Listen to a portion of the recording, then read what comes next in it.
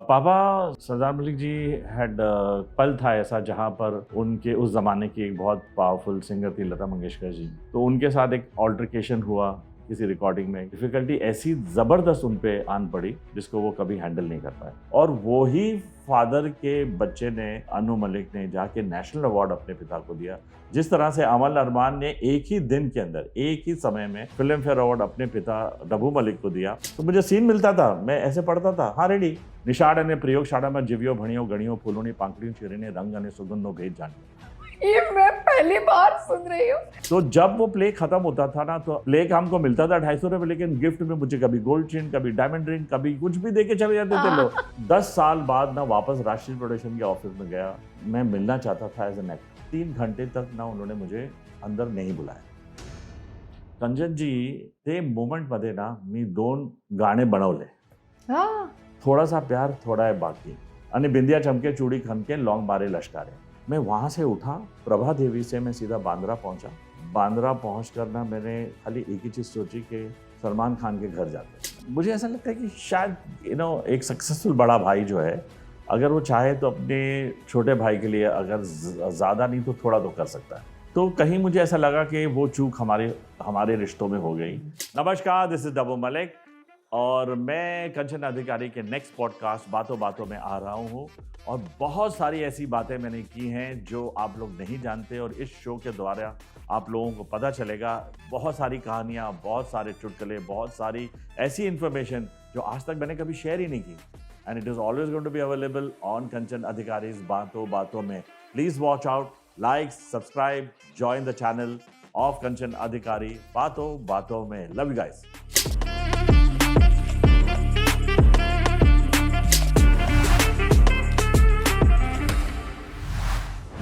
हाय, hello, नमस्कार. मी कांचन अधिकारी बातों बातों में या माझ्या नव्या कोऱ्या करकरीत युट्यूब चॅनलमध्ये आपणा सर्वांचं मनपूर्वक स्वागत करत आहे. मंडळी, आजचे आपले जे गेस्ट आहेत ना, ते खरं तर हिंदी स्पीकिंग आहेत. त्यामुळे कदाचित आजच्या पॉडकास्टमध्ये मी त्यांच्याशी मध्ये-मध्ये हिंदीमध्ये पण वार्तालाप करणार आहे. तर मग आजचे आपले गेस्ट आहेत actor, singer, music director, composer आणि lyricist the great Dabboo Malik ji. Hi, hello, आदाब डब्बू जी. नमस्कार. नमस्कार, नमस्कार. कसं काय? कसं काय मुंबई? कसं काय मुंबई? त्यांनी सांगितलं मी मराठीमध्ये बोलू शकत नाही, असं नाही आहे. माझी खूप चांगली नाही आहे मराठी, पण बोलू तर नक्की शकतो. महाराष्ट्र बॉर्न, मुंबई बॉर्न, तर काहीतरी मला मराठीमध्ये सांगायचं तो असणार। इसका मतलब आपकी जन्मभूमि और कर्मभूमि दोनों भी महाराष्ट्र है यार. यस। तब तो आपको तो मराठी आनी हाँ, आनी हाँ, ऑफ चाहिए. कोर्स। वो फ्लुएंसी इसलिए नहीं बिकॉज़ दिन भर हम लोग बोलते नहीं हैं। हाँ. लेकिन ऑफ कोर्स जब मेरा एक छोटा-सा विलेज के अंदर मेरा घर है, मड़वली विलेज करके विलेज है, तो वहाँ पे जब जाते हैं तो पूरा स्टाफ मेरा जो है वो सब मराठी बोलता है, तो उनके साथ मेरी मराठी मस्त हो जाती है बिकॉज़ 10 दिन वहाँ रहता हूँ, खेती-बाड़ी करता हूँ वहाँ पे और क्या बात कर रहे हो यार, ये तो मुझे भी पता नहीं. मैं तुमसे कम से कम 25-30 साल से जान रही हूँ. हाँ, नहीं मेरा पैशन था और ईश्वर ने अच्छा समय किया, तो मैंने बोला कि ये तो मुझे करना है, और वहाँ पर मैं वेजिटेबल्स भी ग्रो करता हूँ और I spend lot of time almost. बुला लो, खिला दो कभी. Yes, sure, sure. अच्छा डब्बू जी, हम जाते हैं आपके बचपन की तरफ. ओके, सो आपका जन्म जो है वो मुंबई में हुआ और एक ऐसे घराने में हुआ जहाँ सरदार मलिक सर जो आपके पिता हैं. ओके, तो हमें थोड़ा बता दीजिए आपके बचपन के बारे में. पापा Sardar Malik ji had come to India, actually India in the sense कि वो इंडिया के ही थे, कपूरथला में थे बिफोर पार्टीशन, लेकिन उनको कला से बहुत प्रेम था। तो 14 वर्ष की उम्र के अंदर वो अपनी फैमिली से दूर भागकर वो कहाँ के रहने वाले थे पहले? Punjab, Kapurthala, which is part of India अच्छा, ओनली। या. एंड वो फिर उनकी फैमिली बहुत रिस्ट्रिक्टिव थी और बहुत ऑर्थोडॉक्स थी, अच्छा. Belonging to a Muslim family, but he was a non believer, an atheist. बहुत छोटी सी उम्र में, 15 साल की उम्र में, उनको किसी भी रिलीजन या किसी भी सेक्ट से उनको बिल्कुल कनेक्शन नहीं था। वो बिल्कुल एथियस्ट थे, नॉन बिलीवर थे, ओह, और कला से बहुत प्रेम था उनको। Of course. तो एक बहुत कमाल की कहानी उनके बचपन की है जो मेरे दिल पे लिखी हुई है। वो ये है कि वो एक कैवलरी चल रही थी महाराजा कपूरथला की, ऐसे रोड पे जा रही थी, और वो अपनी फैमिली को छोड़ के भाग के आए और सीधा ना सोल्जर्स के सामने और घोड़ों के सामने जाके उन्होंने अपनी बॉडी को डाल दिया। हाँ। तो सारे परेशान हो गए और सबने बोला अरे ये लड़का क्या कर रहा है, इसको तो करने। किसी तरह जो वहाँ के उनके गार्ड्स थे उन्होंने बचाया। तो महाराजा, उनका नसीब देखिए, महाराजा कपूरथला उनको बोले भाई तुम तो अभी इसके आगे आ जाते, क्या है तुम्हारा नाम, क्या हुआ तुम्हारा। तो महाराजा वॉज अमेज कि उस बच्चे का गट्स था कि उसने पूरी कैवलरी को रोक दिया या पूरी रेजिमेंट को रोक दिया वहाँ पर कूद के। तो उसने हाथ जोड़ के बोला महाराजा जी मैं अपने घर से भाग के आया हूँ और मुझे कला के क्षेत्र में बहुत ही ऑर्थोडॉक्स फैमिली से हूँ, मैं वापस नहीं जाना चाहता हूँ। ये उनकी शुरुआत है। तो उन्होंने उस बच्चे को देखा, ये मेरे पिता श्री सरदार मलिक, और हैरान हो गए। और किस्मत देखी कि वहीं पर उदय शंकर जी उपस्थित थे और उन्होंने कहा कि कपूरथला महाराज ने कहा कि मेरी रिकमेंडेशन पे इसको आप अपने इंस्टीट्यूट में रख लीजिए। उन्होंने कहा ठीक है मैं ले जाता हूँ। और वहाँ से उनकी म्यूज़िकल जर्नी शुरू हुई, जहाँ पर उस्ताद अलाउद्दीन खान और रविशंकर जी और गुरुदत्त शेराली और ऐसे प्रोग्रेसिव लोगों के साथ उनका बचपन गुजरा। उन्होंने वहाँ पे डांस एकेडमी ज्वाइन किया एज अ डांसर। और वो एक ऐसे, और ये आई डोंट थिंक कि लार्ज पॉपुलेशन को ये पता होगा। और वो इतने अच्छे म्यूजिशियन बने और उन्होंने अपने जो गुरु थे अलाउद्दीन खान साहब से जो म्यूज़िक सीखा, वहाँ से डांस से ज़्यादा म्यूज़िक में उनका फोकस चला गया। Then he came to India and as father and son, मतलब उनकी स्ट्रगल रही, उनकी ज़िंदगी रही, हो संगीतकार बने, बहुत अच्छा संगीत किया उन्होंने, बहुत अच्छा संगीत किया। लेकिन कहीं एक पल था ऐसा जहाँ पर उनके उस ज़माने की एक बहुत पावरफुल सिंगर थी लता मंगेशकर जी। तो उनके साथ एक ऑल्टरकेशन हुआ किसी रिकॉर्डिंग में। यंग बच्चे थे जो उनके लिए एक बहुत हानिकारक हुआ और वो उस चीज़ को सॉर्ट आउट नहीं कर पाए अपने रिलेशनशिप को। तो इतने बड़े दिग्गज जिनके बगैर रिकॉर्डिंग हो नहीं सकती थी, उनके साथ हुआ। तो एक तो डेफिनेटली बहुत डिफिकल्ट है इंडस्ट्री में मार्क बनाना। उसके बाद अगर कोई पावरफुल आदमी आपकी फेवर में नहीं है और चाहता ही नहीं है, तो उन्होंने बहुत ज़बरदस्त एक स्टीप फॉल देखा ज़िंदगी में। इतना कि अपने बच्चों के लिए वो कुछ मतलब कुछ अरेंज ही नहीं कर पाए, ना ज़िंदगी में, ना ऐसा कुछ कर पाए कि जिस तरह बच्चों को खाना भी मिल जाए टेबल पे। मतलब गरीबी एंड डिफ़िकल्टी ऐसी ज़बरदस्त उन पे आन पड़ी जिसको वो कभी हैंडल नहीं कर पाए। लेकिन he was an innocent soul and उनकी कभी भी किसी के साथ इतने अच्छे और इतने सज्जन इंसान थे कि it was very sad that he could not really get the success he wanted. But मैं कहूँगा एज किड्स जब हम ग्रो हो रहे थे, हमने उनको अकेले अधूरेपन में गाते हुए सुना, म्यूज़िक बनाते हुए सुना। लेकिन जैसे जैसे हम लोग बड़े हो रहे थे, वैसे वैसे वो हमको संगीत से दूर ले जा रहे थे। ये एक कमाल की कहानी है। उन्होंने बोला कि मेरे बच्चे एजुकेटेड होंगे। अन्नू ने एमए इन एंटायर पॉलिटिक्स किया, अब्बू लॉ किया, मैंने कंप्यूटर साइंसेस किया इन एनएम। तो सारे लोग बोला कि तुम लोग सब पढ़ोगे और सब लोग नौकरी करोगे। और वो उनका इंटेंशन ही नहीं था कि कभी हम लोग फील्ड में जाएं।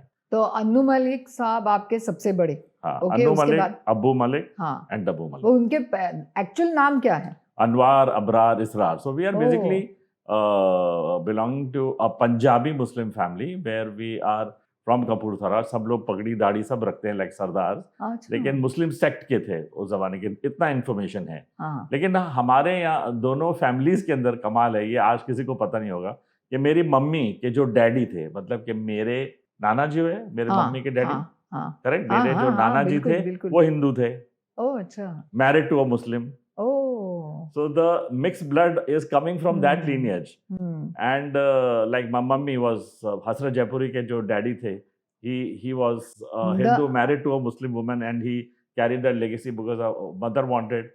तो ये हिंदू मुस्लिम एंगल जो है हमारे ब्लड में पूरा ही चला रहा है। वो आपके मामा लगते हैं ना? हाँ, हसरत जयपुरी साहब, मेरे मम्मी के रियल ब्रदर। उसी तरह हमारी फैमिली में भी if you see, Annu also got married to a Saraswat Brahmin। Yes। अब्बू got married to a Punjabi। I am with a Telugu Brahmin hardcore। तो हम लोगों को बिकॉज ऑफ पापा रिलीजन का इन्फ्लुएंस नहीं था हमारी family. Though belonging to born into a Muslim family, हम लोग में ये इन्फ्लुएंस इतना स्ट्रांग नहीं था। बिल्कुल हम लोग के घर के अंदर बहुत ज़्यादा इन्फ्लुएंस जो है वो गणेश जी की पूजाएं होती है। Yes, of course, as you know, yes, इतने सालों से हम जानते हैं। और ज्योति इतनी मतलब डेडिकेटेड है और हमारे कोई रोक टोक नहीं थी। बट लाइक एज आई से कि हमारे फीलिंग्स में और हमारे इमोशंस के अंदर हमेशा मल्टी रेशियल मल्टी कल्चरल था, और उसी तरह हम लोग बड़े हुए। जिस जगह पे हम तीनों बच्चे बड़े हुए, अन्नू, अब्बू और डब्बू, हम लोग ने ये हमारे घर में भी देखा, हमारे आसपास के लोगों में देखा, और वहीं हम लोग जुहू में सब बड़े हुए। लेकिन एक कमाल की बात ये है कि जब हम लोग बड़े हुए और जब सबने अपनी अपनी ग्रेजुएशन कर ले, मेरे और अन्नू में 5 साल का फ़र्क है, लेकिन अन्नू ने वो अपने पिता को कहा कि मुझे 1 साल ज़िंदगी का दीजिए, अच्छा। मैं संगीत में कुछ करना चाहता हूँ। जिस बाजी को आप हारे हो या जिसमें आपने अचीव नहीं किया ना, और उसने जो परिश्रम किया, उसने जो मेहनत की, ये एक्चुअली एक सर्कुलर है। जैसे कि वही चीज़ मेरे साथ हुई कि जो मैं बहुत लेवल पे अचीव नहीं कर सका, अमन ने मुझसे कहा कि डैड, अगले 8 साल तक मैं आपका हर एक अवार्ड इस इंडस्ट्री का आपको लाके दूंगा, चाहे वो फिल्म फेयर हो, स्क्रीन हो, जी हो, मेरे को जी, आप म्यूजिक करने तो दीजिए। आपके दोनों बच्चे अमल मलिक एंड अरमान मलिक थे। हाँ, तो ये पूरा रिपीट हुआ। It is yes, like, yes. तो मुझे हर बार ना एक सीरीज के जैसे अपना बचपन याद आता है कि क्या हुआ था, कैसे हमारे पापा ने रोका था। अब मुझे ऐसा था कि मैं अपने बच्चों को, जैसे लास्ट जो वर्ड था मेरे डैडी का, सरदार मलिक जी का, when he was on his final stages of life, उन्होंने मेरा हाथ पकड़ के बोला कि जो गलती मुझसे हुई ना, तू मत करना, तेरे बच्चे बहुत टैलेंटेड हैं और ये मेरा नाम रोशन करेंगे, सरदार मलिक की लेगेसी आके लेके जाएंगे। वाह! और मेरा हाथ पकड़ कर बोला कि देखना, अगले 10 साल में ही ये छोटे-छोटे 20-22 साल की उम्र के अंदर ही सक्सेसफुल हो जाएँगे और अपने दादा का नाम रोशन करेंगे। जैसा उन्होंने बोला था, मैंने वैसा ही किया। चाहे वो उनको सिखाने में, इंटरनेशनल म्यूज़िक बॉस्टन भेजने में, या London, Trinity college of London में भेजने के लिए मैंने सर अपना निछावर करके उनको संगीत सिखाया। एंड रेस्ट एज़ दे से is history, and today kids have repaid back their father and their yes, grandfather. Yes, So it's yes, very yes. exciting. Of course, of course. तो आपके बचपन में आपके जो तीनों भाई आप थे, तो उनमें आप मतलब कैसे तीनों भाई म्यूजिकल इसमें कभी चर्चाएँ या कुछ ऐसे-वैसे कभी होता सुनते था? थे, क्योंकि हम लोग को अलाउड नहीं था घर में कुछ अच्छा। सीखना, ओह! ना कुछ सीखते थे। हम लोग को पढ़ाई, पढ़ाई, पढ़ाई हमारे पापा ने बोला था, और मम्मी भी, वो चाहते भी ये थे। कोई ऐसा हार्ड फास्ट रूल नहीं था, लेकिन वो हमको ले गए थे दूर उस हुँ, चीज़ से। हुँ, लेकिन ऑफ कोर्स हमें आज तक वो रेडियो याद है, रेमको नाम था या क्या था, हुँ। कभी वो भूलते नहीं। और तीनों भाई, जब पापा घर पे नहीं होते तो हम लोग ये बिना का गीतमाला होता बिना था, का गीतमाला, और ये सारी अमीन चीज़ें, सयानी साहब और का। ये, और हमारा इन्फ्लुएंस जो था ना, वो मामू जो थे हमारे, हज़रत जयपुरी, उनके घर पे एक तरफ सक्सेस इतनी थी, वहाँ पर शंकर जयकिशन, राज कपूर साहब, शैलेंद्र जी, और ये बड़े-बड़े दिग्गज लोग वहाँ पर आके खार के अंदर, तो हम लोग वो भी देखते थे। यहाँ पे पापा का अपनी निराशा थी और दूर जाने का उनका था, और वहाँ पर सक्सेस और इतनी बड़ी कहानी वहाँ देखते थे। तो हमको लगता था कि कहीं वहाँ वो बचपन में हमारे अंदर वो सीड आ गई। हुँ, और जो ट्यून मेकिंग की कैपेसिटी है, मैं कभी-कभी अमल को पूछता हूँ, भाई ये तूने गाना कैसे बनाया, कौन तुझे यूँ प्यार करेगा? इतनी छोटी सी उम्र कितना में बढ़िया गाना इतना है। बड़ा सक्सेस, या मैं रहूँ ना रहूँ, बोल दो ना ज़रा। मैं उसको पूछता हूँ, मैंने कहाँ से आता है? अभी रिसेंटली उसने हमी जो तुम्हार के अंदर एक ओरिजिनल गाने के ऊपर पहली 9 लाइनें बनाई हैं।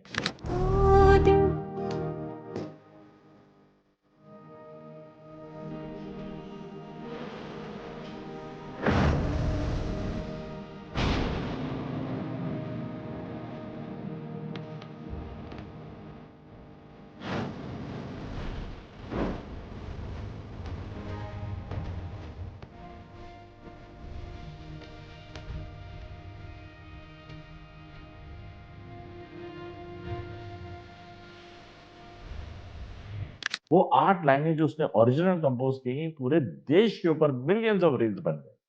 मतलब ये मतलब एक लेगेसी उनको, और यस। सही मायने में अमल सरदार मलिक साहब का एक रूपांतर है अलग। हुँ, विरासत में उसको अपने दादाजी, अपने पिता की जो लीनिएज है, अगर वो आया है, इनहेरिटेंस आया है, तभी वो ऐसे कंपोज़िशन कर सकता है। और वो डेफिनिट। बिल्कुल सूफ़ी और डूबा हुआ लड़का है अपने, और सच और साहस दोनों है उसमें। तो जैसे मेरे पिता श्री सरदार मलिक साहब ने प्रेडिक्ट किया था कि ऐसा इन बच्चों के साथ होगा, वैसा ही अमल अरमान के साथ हुआ। बिकॉज़ उनको उनको ऐसा लगा कि शायद मैंने अपने बच्चों को, इतना ज्ञान होने के बावजूद मैंने अपने बच्चों को संगीत से दूर रखा। आज जब हुँ, अल्लाह रखा और ज़ाकिर हुसैन की बात होती है, तो जी, ज़ाकिर साहब ने, आज क्योंकि टॉपिक है उनके बारे जी, में, मे जी, हिज़ जी। सोल रेस्ट इन पीस, कि जब उनके पिता ने उस छोटे से बच्चे को उठाया तो तोड़े उनके कान में गाए, इंस्टेड ऑफ रीडिंग द या सीक्रेट प्रेयर ही सेड। हुँ, तो उन्होंने वो तबले की चीज गाए कि जी। मेरा बच्चा इस चीज को फॉलो करेगा। जी। हमारे घर में ऐसा था कि पिता ने इतनी जबरदस्त फेलियर और सेटबैक्स देखे थे फाइनेंशियली, और कि वो डर गए थे कि मेरे बच्चे इस लाइन में जाएंगे तो ऐसा नहीं होगा। और वो ही फादर के बच्चे ने या अनु मलिक ने जाके नेशनल अवार्ड अपने पिता को दिया। जिस तरह से अमल अरमान ने एक ही दिन के अंदर एक ही समय में फिल्म फेयर अवार्ड अपने पिता डब्बू मलिक को दिया, यस। और ए बेस्ट सिंगर और बेस्ट म्यूजिक डायरेक्टर। तो इट वाज वेरी फैसिनेटिंग कि हाउ सर्कल ऑफ लाइफ के अप्स एंड डाउन्स हमारी सबकी जिंदगी में। मैं ये नहीं कहता हूँ कि कभी कभी एक सॉफ्ट स्टोरी कहने का मेरे को बिल्कुल अच्छा नहीं लगता कि हमारे साथ ऐसा हुआ, हमारे साथ ऐसा नहीं। सबकी जिंदगी में, सारे Yes. आर्टिस्टों की दुनिया में, आपके साथ, मेरे साथ, सबके दुनिया में जितने भी लोग हैं, सबके साथ उतार चढ़ाव है और मुसीबतें हैं। बट हम सबको जीना है, आगे चलना है, चलते जाना है, रुकना नहीं है। यही जिंदगी है, और क्या कर सकते हैं। डब्बू, आपने आई थिंक इंडस्ट्री में कदम रखा हुआ एज एन एक्टर। जी। और कितने प्यारे लग रहे थे। मेरे को ऐसा लगता है कि मैंने सबसे पहले जो उसकी नींव डली थी वो महेंद्र जोशी करके एक गुजराती डायरेक्टर थे। प्लेस बहुत कमाल के करते थे। और ये आई थिंक ये इंटरव्यू बड़ा इंटरेस्टिंग हो रहा है। ये क्रॉनिकल टेलीविजन पे आने वाला है, यानी कि पॉडकास्ट में आने वाला है। ये बातें मैं खुद ही वापस रिव्यू करके देखता रहूँगा। तो महेंद्र जोशी जी ने मुझे एक दिन एक ऑफर किया प्ले खिलैया, अच्छा। जिसके अंदर फिरोज अब्बास खान हीरो थे और एक हीरोइन थी, परेश रावल जी मेन कैरेक्टर थे। 3 कैरेक्टर्स के ऊपर यह था। तो मेरे को उन्होंने देखा कि मैं गाना गा सकता हूँ, और संगीत में गाना जब गाते हैं तो वो एक मेरा सबसे हमेशा सारी जिंदगी में आज भी singing has always saved me, music has always saved me. Whenever I deviated, कभी भी संगीत से दूर गया या सिंगिंग से दूर गया तो मैं खो गया। और फिर वापस जन्म लेने के लिए, वापस अपने आप को ट्रैक पे डालने के लिए हमेशा गाना, हमेशा सिंगिंग, हमेशा मेरे पिता का म्यूजिक है, उसी ने मुझे हेल्प किया। अब खिलैया एक ऐसा प्ले था जो अपने आप में एक बहुत बड़ा प्ले था। अब उन्होंने बोला अब गुजराती स्पीकिंग उनको चाहिए था। मैंने 4 दिन के अंदर ना पूरी स्क्रिप्ट बाय हार्ट कर ली, बाय हार्ट। उसमें बहुत ही जबरदस्त गुजराती स्पीकिंग थी, और मेरा जो टक्कर था, आप सोचिए परेश रावल जैसा एक्टर उसके सामने, वो भी गुजराती, हाँ, और गुजराती। बॉर्न गुजराती। जब मैं गया स्टेज पे, जब मैं उतरता था स्टेज के ऊपर, और जब मैं ये डायलॉग बोलता था कि અહીં हमारी आंगड़ियों में आड़स મળે 16 વર્ષની કન્યા, મારી ઉંમર 20 વર્ષની, મનમોજી 20 વર્ષના અંતે હું ભણ્યો બાયોલોજી અથવા તો દેડકા શાસ્ત્ર, નિશાળ અને પ્રયોગશાળામાં જીવ્યો ભણ્યો ગણ્યો, ફૂલોની પાંખડીઓ ચીરીને રંગ અને સુગંધનો ભેદ જાણ્યો, હું ઉંમરલાયક થયો તેમ છતાં જ્ઞાન સંપન્ન, આંગળીઓમાં આડસ મળે 16 વર્ષની કન્યા, સમાજની ચીલા ચાલુ પ્રથામાં નથી પરણું મારે, અગ્નિની સાક્ષી ફેર ફુદરડી નથી ફરવ્યું મારે। मतलब स्टैंडिंग ओवेशन होता था। ये मैं पहली बार सुन रही हूँ। हाँ। इतने सालों से तुम्हें जानती हूँ। तो वो महेंद्र जोशी इतने बड़े डायरेक्टर, हाँ। उन्होंने बोला भाई ये क्या। और हर बार, और जब मैं गाना कहता आंगड़ी में फूटे टचाका ने टाचका मरगवा तू कोड़ीलू नाम, और एक सैड गाना भी था, मुझे अब याद नहीं है, रजत ढोलकिया करके म्यूजिक डायरेक्टर थे, उन्होंने कंपोज किया था। तो वो मेरी जिंदगी का इतना बड़ा, और इतने सारे शोज किए मैंने, उसके 50-60 शोज किए। एंड तो जब वो प्ले खत्म होता था ना, तो I still remember back stage ना सारी गुजराती फैमिलीज के heads and aunties and sisters सब लोग आ जाते थे, और मुझे प्ले का हमको मिलता था 250 रुपये, लेकिन गिफ्ट में मुझे कभी गोल्ड चेन, कभी डायमंड रिंग, कभी कुछ भी देके चले जाते थे लोग। एंड आई सेड ये क्या हो रहा है, बिकॉज जब वो अनाउंस होता है कि इज अ नॉन गुजराती, उसने ये किया है, वहां पे नींव डली। और वहां मुझे कीड़ा लग गया कि मैं अभी बनने वाला हूँ, और अपने आप को ऐसे देख देख के मिरर में नॉट बैड करता रहता था। एंड एक दिन महाभारत 1986 में उसके बाद ऑडिशन हुआ, और जब ऑडिशन हुआ तो वहां पर भी सेम चीज हुई। पंडित नरेंद्र शर्मा ने मुझे देखा, और जैसे मैं ऑडिशन के लिए आ रहा था, चोपड़ा साहब, राही मासूम रजा और रवि चोपड़ा लोग सब बैठे हैं। कैन यू बिलीव, पंडित नरेंद्र जो इनिशियल उस महाभारत को लिख रहे थे, उन्होंने बोला कि मेरा कृष्ण आ गया। अब मतलब कृष्ण आ गया मतलब ये चेहरा कृष्ण का है। अच्छा। पंडित नरेंद्र शर्मा इतने विद्वान, इतने बड़े, जो वो गीता के मास्टर, ऐसा लगता था कि उनके सामने महाभारत हो रही है और वो बोल रहे हैं। और वहीं उन्होंने मतलब ऐसे बैठे बैठे मजाक में बोला कि ये डब्बू मलिक नहीं, तुम्हारा नाम और हम क्रिश मलिक रखेंगे, ऐसे सजेस्ट किया। और उसके बाद मैंने बाजीगर, तिरंगा, महाभारत, इन सब में as an actor I was always known as Krish Malik, जो भी मैंने थोड़ा सा स्टेंट किया। तो वहां पर भी बहुत एक्साइटिंग है, जब उन्होंने मुझे डायलॉग दिया, ड्रामा का बहुत शौक था मुझे, तो महाभारत में भी ड्रामा था, तो मैंने वो डायलॉग देखा और मैंने ठीक है, तो बोला कि तुम कल पढ़ के आ जाना।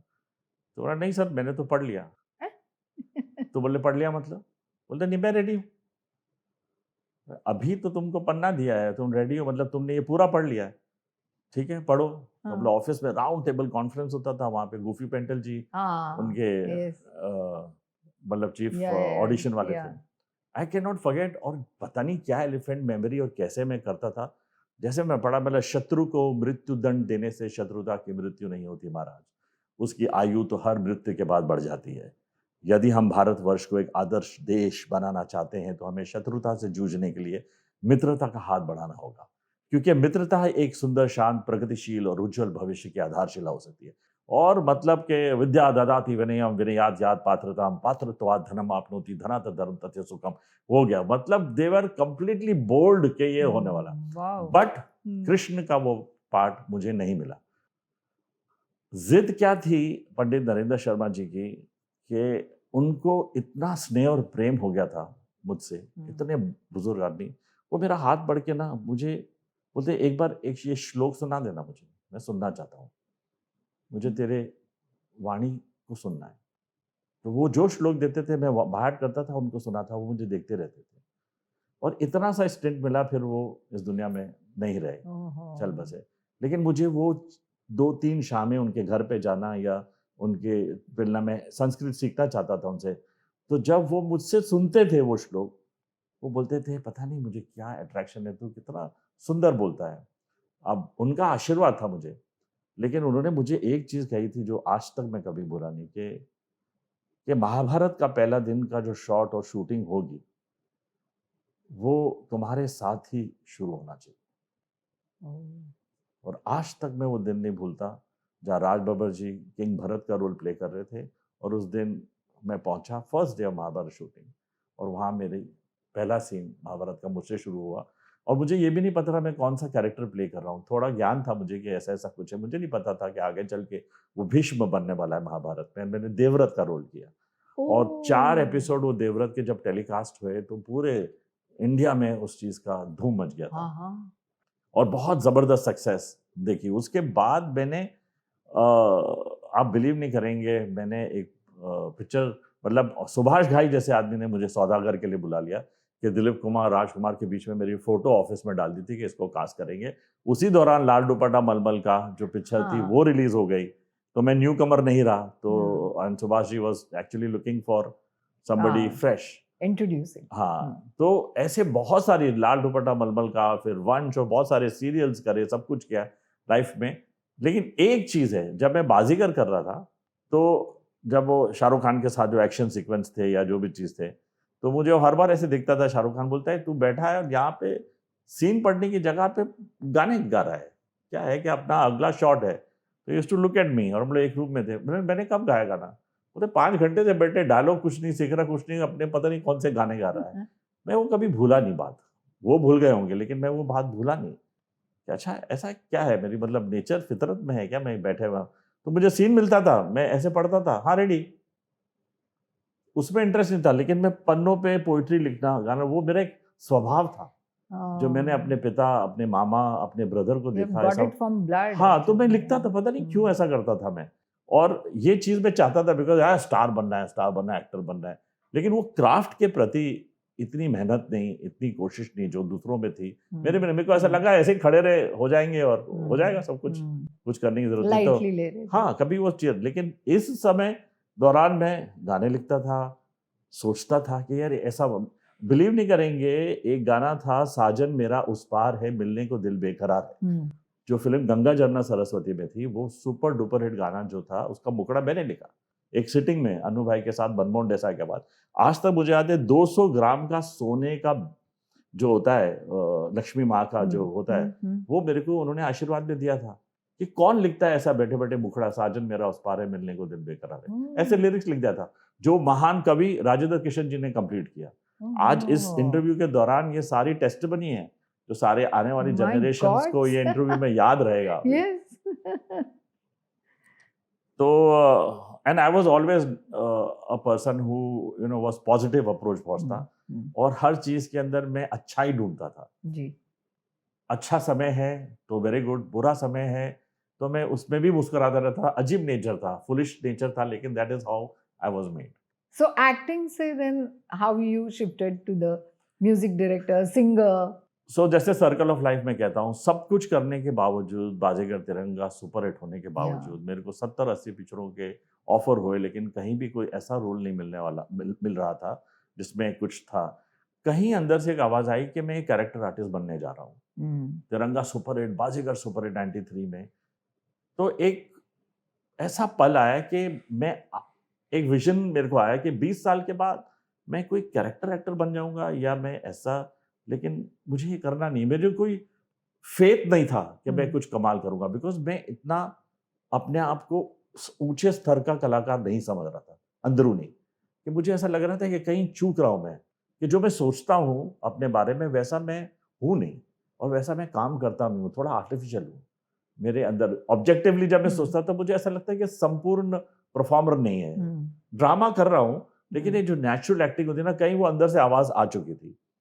एंड धीरे धीरे it was getting side line, और संगीत के अंदर में जुड़ता चला गया टिल अ पॉइंट।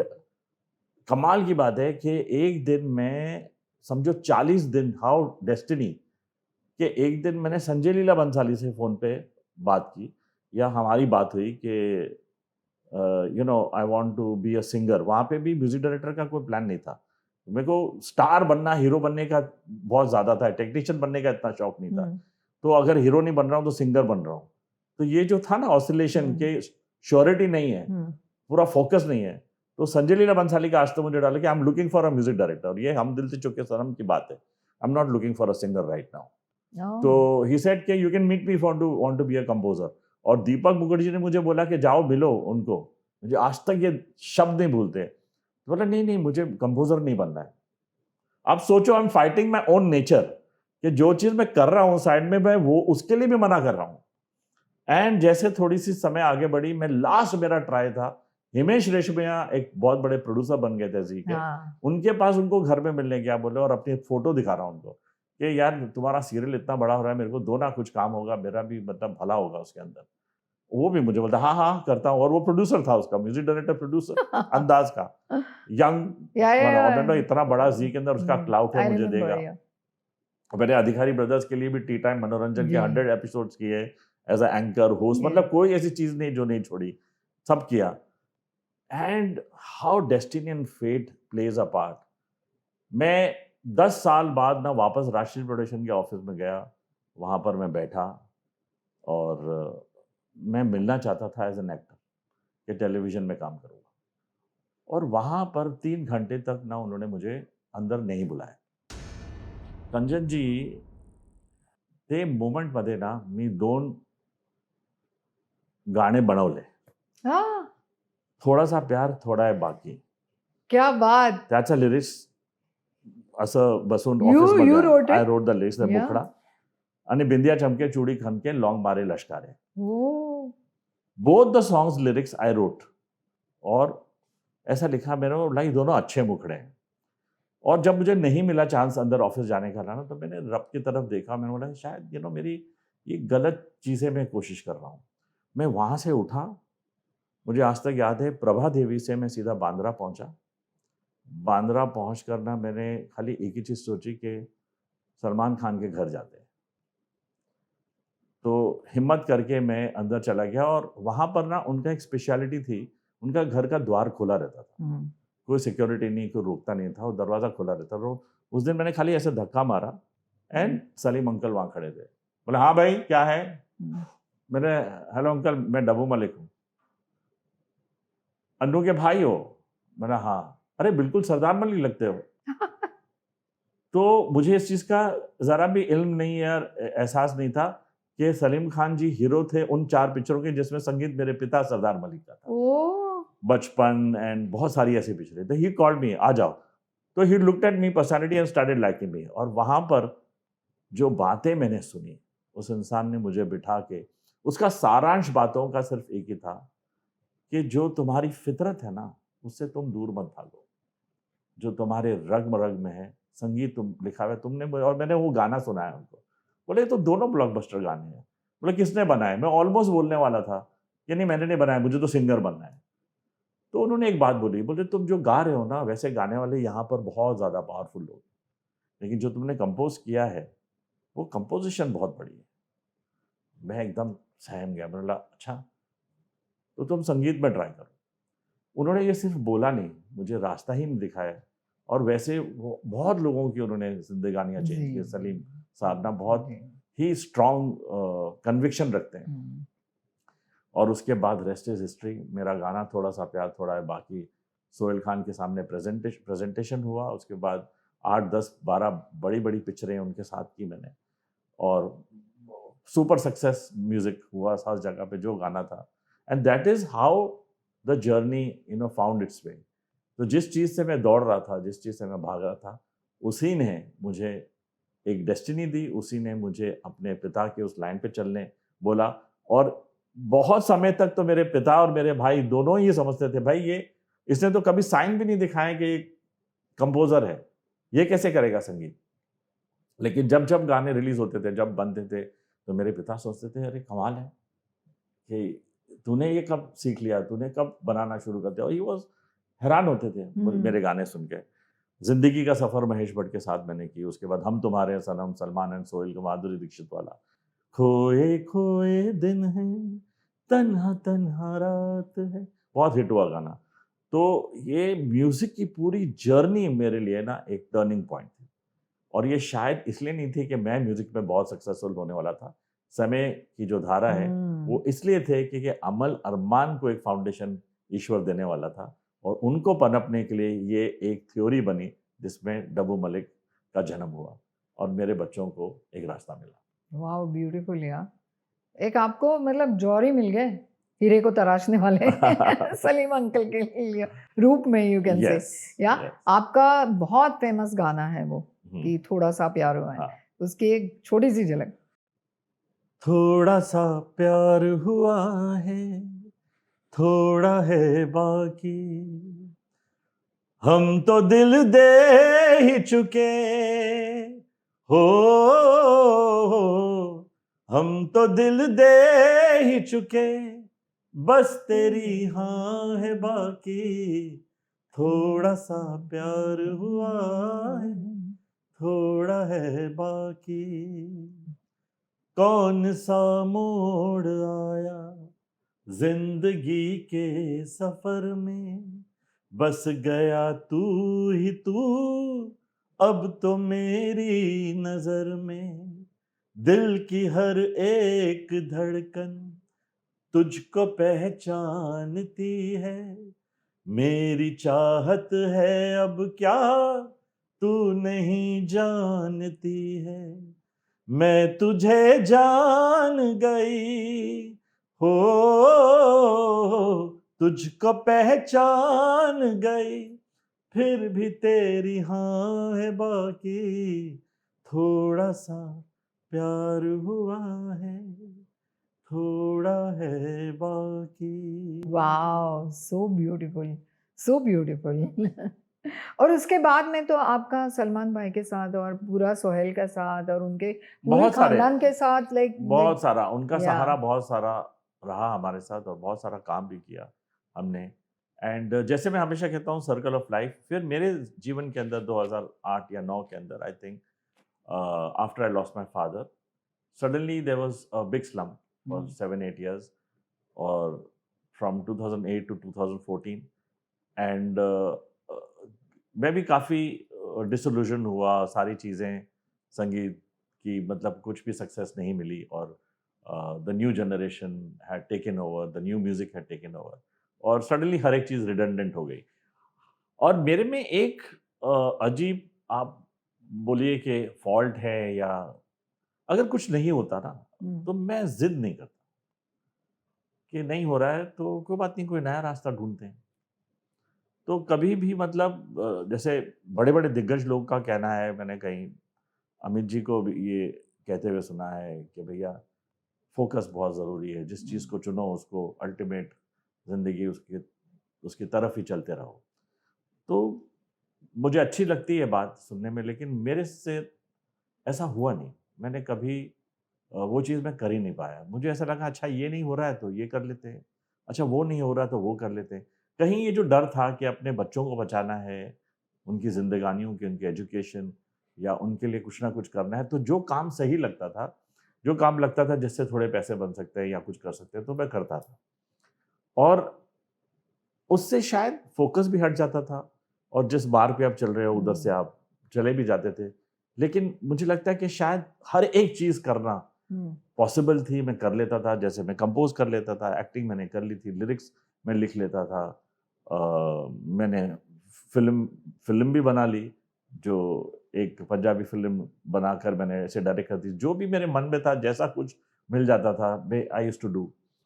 आपने मेरे लिए गाना भी किया है 2004 साल में मेरी जो हाँ, फ़िल्म आई थी हाँ, जब मैं मालिनी। कंपोज़र था जी, जी, और जी, टी जी, सीरीज़ के जी। साथ हम लोग ने और रिलीज़ किया उसमें था। हमें पाड़ाला पिघलाया अम्बा का रिमिक्स हाँ, किया था, रीमिक्स किया था जो और हम आपने लोग और वैशाली ने गाया। हाँ, वेटरन हम लोग अभी है रीमिक्स वो अमेज़न प्राइम पे ये हाँ, फ़िल्म है। और उन लोग इतने यंग मस्त लग हमने रहे हो आप। हम लोग ने रीमिक्स तब किया जब इन लोग ने कभी रीमिक्स स्टार्ट भी कभी नहीं नहीं किया किया था। था। And for the first time T series ने वो गाना लिया and it was a major hit. Major yes, hit. Yes.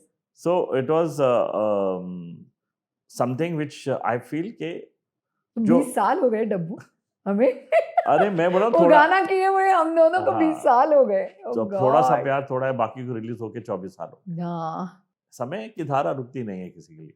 तो बड़े-बड़े लोगों से सीखता हूँ और शायद ये मैंने अपने बच्चों में देखी है। जी। मैं नहीं कहता हूँ कि मैंने सिखाया, मैंने ऐसा कुछ सिखाया नहीं, मैं तो अपने बच्चों के लिए बस रहा हूँ आस-पास। हुँ, और उन्होंने ये दिखाया, उनसे मैंने ये सीखा कि फ़ोकस क्या चीज़ होती है। हुँ। अपने कार्य के प्रति, अपने काम के प्रति उन लोगों की जो संकल्प है वो बहुत स्ट्रॉन्ग है और वो बहुत फ़ोकस्ड और उनको आशीर्वाद भी है।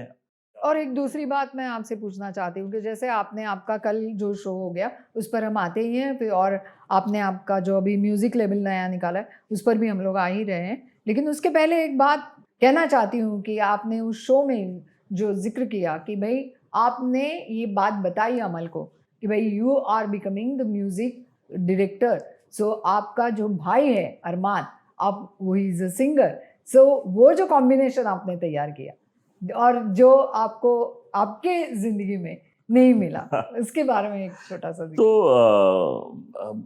मुझे ऐसा लगता है कि शायद एक सक्सेसफुल बड़ा भाई जो है, अगर वो चाहे तो अपने छोटे भाई के लिए अगर ज़्यादा नहीं तो थोड़ा तो कर सकता है। तो कहीं मुझे ऐसा लगा कि वो चूक हमारे हमारे रिश्तों में हो गई, तो नहीं हो पाया। शायद मैं टैलेंटेड नहीं था या मेरी किस्मत में नहीं था। तो मेरा ग्रज नहीं है, बट मुझे वो सेंटिमेंटली बहुत चीज़ हर्ट की। और जब ये बच्चे बड़े हो रहे थे तो मैंने अमल से ये प्रॉमिस ली थी कि अपने भाई को एज अ सिंगर तुम ही सपोर्ट करोगे पहले राउंड में, उसके बाद उसका भाग्य है। और अमल ने वो चीज़ को बहुत सीरियसली लिया और उसने ये जो था कि उसके जो 25-30 गाने 40 गाने जो टॉप गाने थे एज अ कंपोज़र, आज उसके गाने नहीं होते तो अरमान के लिए भी कोई बैकबोन नहीं होती। लेकिन उसने अरमान ने गाया बहुत खूब, लेकिन अमल ने पूरी अपॉर्चुनिटी उसको स्ट्रांगली किया। वो भूषण कुमार जी का सपोर्ट था, सलमान भाई का सपोर्ट था, दोनों बच्चे डिलीवर कर रहे थे, इसलिए वो सपोर्ट मिल रहा था। लेकिन अमल ने ज़िद पे अपने भाई के साथ काम किया, उसको सपोर्ट किया। हालाँकि उसने अरिजीत के साथ भी काम किया है, सोनू निगम के साथ अभी रिसेंटली काम किया, बड़े-बड़े दिग्गज सिंगरों के साथ किया, लेकिन उसने अपने भाई को एक ऐसा प्लेटफ़ॉर्म दे दिया, एक ऐसी चीज़ दे दी, जो आने वाले नेक्स्ट 4 जनरेशंस में जी। किसी बड़े भाई ने अपने छोटे भाई के लिए ऐसा कभी नहीं किया होगा। और ये उदाहरण मैं सेट करना चाहता था और ईश्वर ने सुनी मेरी बात और उसका बहुत बड़ा आशीर्वाद है कि हम लोग एक दूसरे के लिए खड़े रहे और ऐसा हुआ। और बड़ों ने अपने छोटे बच्चों को या छोटों को सपोर्ट किया और उन्होंने उस पे मेहनत की और आगे चले। तो ये आई थिंक डेस्टिनी है, गॉड का ब्लेसिंग है, कॉस्मिक ब्लेसिंग है।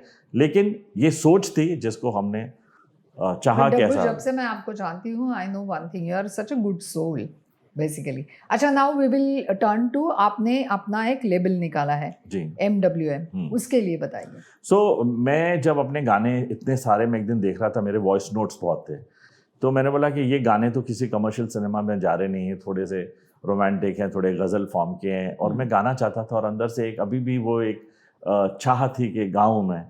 तो मैंने ये सारे गाने अपनी वॉइस में रिकॉर्ड करना शुरू किया। कुछ गाने मैंने खुद लिखे, किसी पोइट के साथ की। तो मैंने बोला कि अब मेरे बच्चे ऑलरेडी सब बड़े बड़े लेबल्स के साथ काम कर रहे हैं, हाउ इट हैपेंड। मुझे अच्छा नहीं लगेगा कि सर मैं भी हूँ, मुझे भी संगीतकार बनना है, जैसे लोग फादर्स करते हैं कि बेटे सक्सेसफुल हो गए तो आप भी लाइन में खड़े हैं कि जरा अब मुझे भी। मैंने बोला नहीं। तो मैंने बोला एक कम्युनिटी क्रिएट करते हैं, अपना खुद का लेबल, अपना खुद का म्यूजिक रिलीज करूंगा। किसी पे मुसीबत नहीं बनना चाहता मैं, किसी को ये बोलना नहीं चाहता अच्छा इनका गाना कर रहे हो, इन लोग सक्सेसफुल है तो आप मेरा भी करो। I don't want to be that. तो वहां से जन्म हुआ, और कोविड के अंदर 2020 में जन्म हुआ उसका, जिसके अंदर मेरे खुद के गाने मैंने रिलीज करना शुरू करे। जैसे जैसे वो चीज़ें लोगों तक पहुंचती गई तो अमल अरमान ने भी बोला पापा हम लोग भी आपके MWM के लिए कुछ करना चाहते हैं। फिर नए सिंगर्स जुड़े, नए नए कलाकार, अपूर्वा निषाद, चंदन मंडल, प्रदीप पांडे और बहुत सारे सिंगर, अभय जोधपुरकर ने हमारे लिए गाना गाया।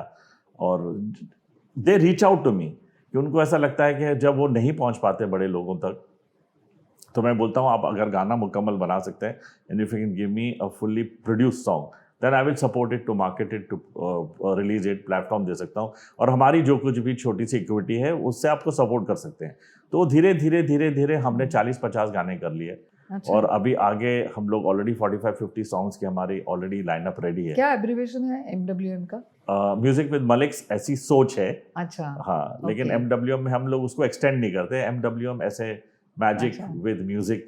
ओके। हाँ और वो- कल ही मैं आपके शो के लिए आई थी, डब्बू मलिक्स लाइव। हाँ कितना बढ़िया था। And basically what I liked, it was a tribute to all the lyricist. हाँ कि और दूसरी बात मैं बताऊं डब्बू क्या हो गई थी कि हम गाने सुनते हैं तो बस गुनगुनाते हैं, घर पर हर कोई गुनगुनाता है, ये वो है, लेकिन उनके लफ्ज जो है उसके ऊपर इतना मतलब इतना ध्यान नहीं दिया जाता, उतना गौर नहीं फरमाया जाता। बट जो आपने किया ना, उसकी वजह से लिरिसिस्ट के जो मतलब प्रतिभा है उसके ऊपर खास तौर से एक मतलब प्रकाश डाला गया। So वही है like- ना, the heart beat and the soul of such. और क्या है, ये इतने बड़े पोइट्स रहे जी, हैं, जी। कैफी आजमी साहब, शैलेंद्र जी, हसरत जयपुरी, मजरू सुल्तानपुरी, ये अदब के पोइट रहे हैं। ये जी। वो पोइट हैं जिन्होंने शायरी की है, जी। और कमर्शियल सिनेमा में आकर उन्होंने ये काम करके दिखाया कि कमर्शियल सिचुएशंस पे लिखना, मीटर पे लिखना, और इतने सक्सेसफुल गाने किए। तो आने वाली जनरेशन को अगर हम लोग नहीं कोच करेंगे या नहीं दिखाएंगे कि, और उसी वजह से एक छोटी सी लड़की थी, उन्होंने सारे गाने जावेद अख्तर साहब के सुने, बिकॉज वो गली बॉय और दिल धड़कनों से कनेक्टेड थी या दिल चाहता से कनेक्टेड है। लेकिन जब उसने उनका पिछला ट्रैक रिकॉर्ड देखा, फिर उनके वजह से उन्होंने कैफी आजमी के बारे में रीड किया, उसके बाद शैलेंद्र, और मेरे इस शो की वजह से इतने सारे बच्चों ने इन जी। ओल्ड जीनियसेस के बारे में जाना कि लोग गाना सिंगर का गाना समझते हैं, उसके बाद संगीतकार का या हीरो का, लेकिन जो गाने का रियल मीनिंग निकाल के जो हार्ट सोल है, वो एक शब्द है जो लोगों तक पहुंचता है, तो वो कवि या वो पोएट या वो शायर, उसको उतना रुतबा और पोजीशन देनी चाहिए। कहीं वो गुम हो जाता है उस चीज़ के अंदर। और मुझे ऐसा लगता है आर्टिस्टिकली एंड क्रिएटिवली मेरे लिए एक बहुत बड़ा मोमेंट था ये show, Dabboo Malik live, dedicated to the legendary poets. और इतना बढ़िया था, राइट फ्रॉम UK, कहाँ अब्रॉड से लोग आए हुए थे, जो एक कैप्टन आए हुए थे वो हाँ, अपने, और हाँ। अपने जो एंड वाला गाना कैफे आजमी कर साहब, चले हम कर फिदा। चले हम फिला, और इतना मतलब बढ़िया रहा वो, लाइक मतलब सो लोगों का एक्सपेक्टेशन जो एज अ सिंगर जो था वो इतना नहीं था, लेकिन उनको ये नहीं पता कि मैंने बहुत मेहनत की। और एक चीज़ है आज इस शो के द्वारा, आई थिंक ये कंचन अधिकारी के शो में ही मैं बोल सकता था कि बहुत सारे ऐसे लोग हैं जो क्लासिकल वर्ल्ड के हैं, क्लासिकल म्यूजिक के जो है, और हमारे जैसे छोटे आर्टिस्ट, मैं इसलिए कहूँगा कि जो लोगों ने क्लासिकल वोकल ट्रेनिंग नहीं ली, ठीक है, और सो directly you have come into the commercial mainstream. हाँ, क्योंकि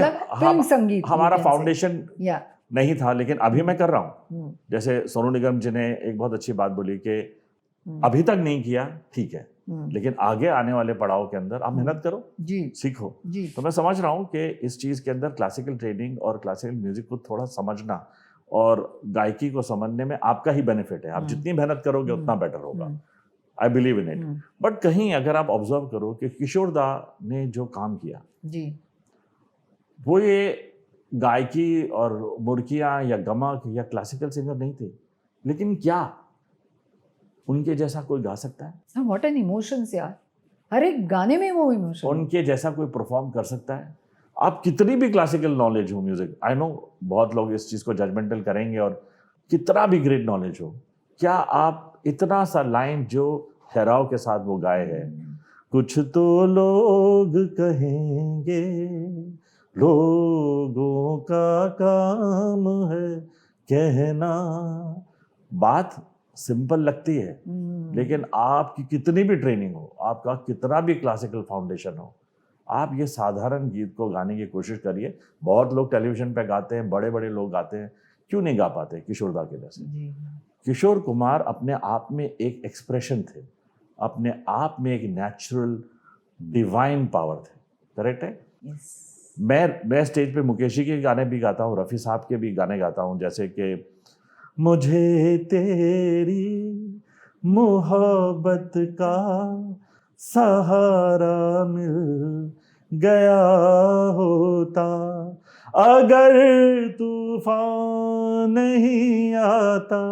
तो धीरे धीरे मैं उस जगह को कोशिश करके पकड़ने की कोशिश कर रहा हूँ, लेकिन इसके बावजूद मैं समझता हूँ कि किशोर कुमार जी की जो आवाज़ थी, उनकी जो सिंगिंग थी, अदायगी थी, वो अपने आप में एक मतलब अपने आप में एक बुक, जिसको कहते हैं ना, एक टेक्स्ट बुक ऑफ सिंगिंग थी। तो रोमांटिक गाना भी उतना ही, सैड सॉन्ग्स भी उतने ही, और जी। जो इमोशंस थे हाँ, वो मतलब, हाँ। और बॉडी वॉल्यूम मतलब पूरा।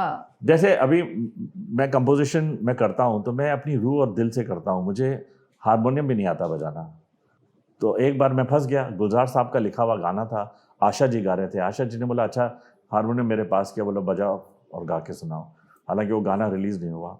मैंने उनको देखा, मतलब मैं हारमोनियम नहीं बजाता हूँ, और मेरे चेहरे का डर देख के आशा जी ने मुझे बोला अच्छा तो ये गाना तुमने बनाया? कैसे? मतलब मैडम ये लिरिक्स पढ़ के और जो मेरे दिल में जो भी रूह में है वो मैंने बना दिया, और वो लाइव रिकॉर्डिंग कर रही थी।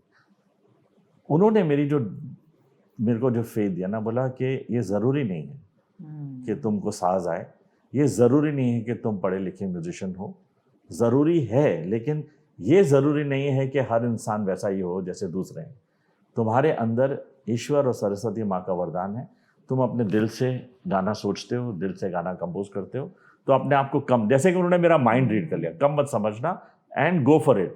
कभी अपने आप को किसी चीज़ से कम मत समझना। उस दिन से मुझे थोड़ा सा कॉन्फिडेंस आया, और मेरी इनिशियल फेज के अंदर जो मैं रिकॉर्डिंग स्टूडियो में जाता था, तो आप स्टाफ रोटेशन लोग हैं, लोगों को क्लासिकल नॉलेज है, उसके बीच में एक आदमी जिसे कुछ ज्ञान नहीं है, संगीत की परिभाषा क्या है, वो गाना मुखड़ा गा रहा है और कि गाना ऐसा होगा, म्यूज़िक ऐसा होगा, ये ऐसी चीज़ होगी, वैसा होगा, तो लोग सुनते थे। ऐसा नहीं है कि नहीं, बड़े बड़े दिग्गज लोगों के साथ मैंने काम किया, तौफीक कुरैशी भाई के साथ रिदम का सेक्शन किया, शिवा मनी के साथ किया, बड़े बड़े सितार प्लेयर्स के साथ काम किया, और मैं बोलता था कि मुझे अच्छा सितार का पीस ऐसा चाहिए, स्ट्रिंग सेक्शन ऐसा चाहिए। तो वो जो नेचुरल था मुझ में, वो मुझे मिला, और गाने मेरे अच्छे बने, अच्छे लोगों तक पहुँचे। तो कहीं मुझे लगता है कि आपके पिता का आशीर्वाद है, और वो आपके खून में है। और ये कमी मैंने फिर अपने बच्चों को नहीं करने लगा कि बेटा जब भी अगर कोई इंटरनेशनल आदमी भी आ जाए जी। और तुमसे सवाल करे कि ये कौन सा कॉर्ड है, कौन सा हारमोनी है, तो आपको मेरे जैसा नहीं होना चाहिए, आपको ज्ञान पूरा होना चाहिए कि आप क्या कर रहे हो, प्रोग्रामिंग, अरेंजमेंट, थिंकिंग, सभी चीज़ें। और मैं बहुत बड़ा फ़ैन हूँ ए आर रहमान का, because A R Rahman technology के मास्टर है, और उनका साउंड प्रोडक्शन है। मैंने बच्चों को बोला कि रास्ते में उतरो और मंजिल की तरफ अगर जाना है तो कहीं भी ये रोड ब्लॉक नहीं हो कि डब्बू के बच्चों को नहीं आता यार ऐसे ही फ्लाई बैंड, नहीं। जो मैंने फेस किया, मैं अपने बच्चों को नहीं। आज बड़ा सा बड़ा कोई म्यूजिशियन होगा और पियानिस्ट होगा या अरेंजर होगा, मेरे बच्चों के साथ बैठेगा तो उनकी भाषा में मेरे बच्चे बात कर सकते हैं। तो ये ऊपर वाला का आशीर्वाद है, और वो मैंने अचीव किया, इसकी मुझे बड़ी खुशी है। कल के शो में आपने आपका कंपोज किया हुआ एक गाना गाया है, एंड इट वाज ब्यूटीफुल, और हम अभी बैठे थे इसके पहले, तब मैंने वो गाने को ले लिया है अपने इसमें, बिकॉज मेरे फोर्थ कमिंग प्रोजेक्ट में मुझे वो गाना चाहिए। सो हम इस प्रोग्राम का जो एंड है वो आपके उस गाने से करते हैं, और मैं ये कहूँगी कि एक हमारे में कहा जाता है कि गाते रहो जीते रहो। क्या बात है। सो डब्बू, दिस इज फॉर यू। और ये इंटरव्यू मेरे लिए एक बहुत इम्पॉर्टेंट इसलिए रही है कि मैंने ऐसा कभी बोला ही नहीं इससे पहले, और एक मेरी बहन और एक जिनके साथ इतना बड़ा पुराना रिश्ता है, हमारे बच्चे साथ में बड़े हुए हैं, एक क्लास में थे कैलाश कैलाश और और अमल, अमल, यस। और कंचन जी का बहुत स्नेह रहा है मेरे बच्चों के साथ, आशीर्वाद रहा है, मार्कंड भाई का भी आशीर्वाद रहा है। एंड आई थिंक कि एक बिफिटिंग ट्रिब्यूट है कि मैं अपना गाना कंचन जी की पिक्चर में डालूं, और हमारे खुद की म्यूजिक लेबल का है, तो there is full access to it. Yes. वो गीत ऐसा है कि तुम यूं ही कभी मिलने हमें चले आओ, हो तुम यूं ही कभी मिलने हमें चले आओ, के तेरे बिन कुछ भी नहीं, कुछ भी नहीं मैं जान जाओ, तुम यूं ही कभी मिलने हमें चले आओ। Beautiful, amazing it is. Thank you so much Dabboo ji, thank you. आज आप यहाँ पर आए और इतनी अच्छी अच्छी बातें, नॉट ओनली अच्छी अच्छी बातें तो थी ही, but people were not knowing about all these facts. So for the first time I think लोगों को ये बात पता चल जाएगी जो आपने बताई है, and thanks so much. Dabboo जी, आप आज मेरे इस शो में आ गए, इसलिए हमारी तरफ से एक छोटी सी भेंट, Thank छोटा you तोहफा so आपके much. लिए। It's always exciting to get gifts, ना? Wow.